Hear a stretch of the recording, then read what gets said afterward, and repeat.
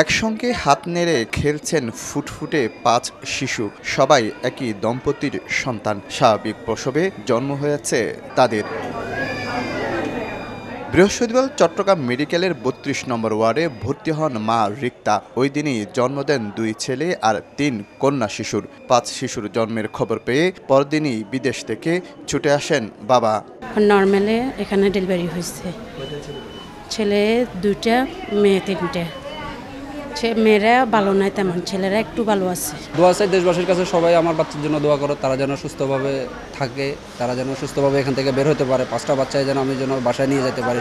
রিক্তা আশরাফুল দম্পতির বাড়ি ফেনীর ১০ নম্বর গোপাল ইউনিয়নে। তাদের ৫ বছরের এক মেয়ে সন্তানও রয়েছে।